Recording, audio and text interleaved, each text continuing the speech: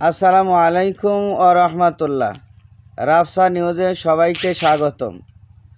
18ই ডিসেম্বরের পর নির্বাচনী সভা সমাবেশ ছাড়া অন্য সব কর্মসূচি বন্ধের জন্য স্বরাষ্ট্র মন্ত্রণালয়ের কাছে দেওয়া ইসির চিঠির সমালোচনা করেছে ইসলামী আন্দোলন। ওই প্রতিবাদে দেশব্যাপী পতাকা র্যালি করার ঘোষণাও দিয়েছেন দলটি। রাজনৈতিক কর্মসূচি বন্ধের তীব্র নিন্দা ও প্রতিবাদ জানান ইসলামী আন্দোলন।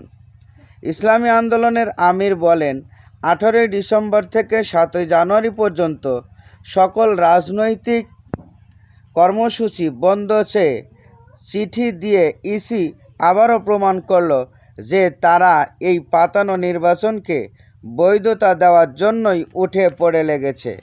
তিনি বলেন, ইসি জনবিরোধী সিদ্ধান্ত নিয়েছে।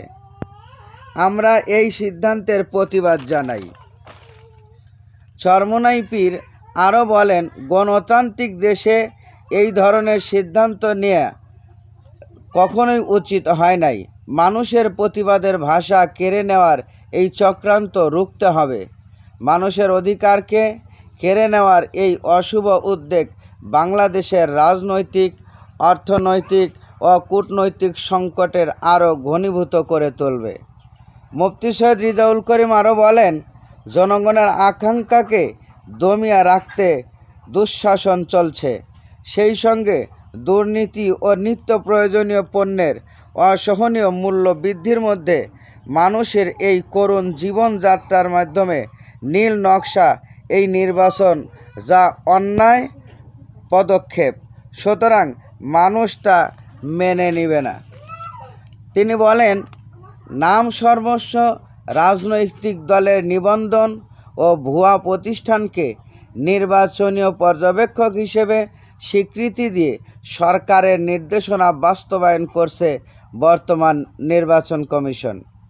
তিনি আরও বলেন, বর্তমান নির্বাচন কমিশন 2014 ও 18 এর মতো ভোটারবিহীন প্রহসনের নির্বাচনের আয়োজন করছে। জনগণ এই ভাগবাটোয়ারার নির্বাচনকে বর্জন করবে।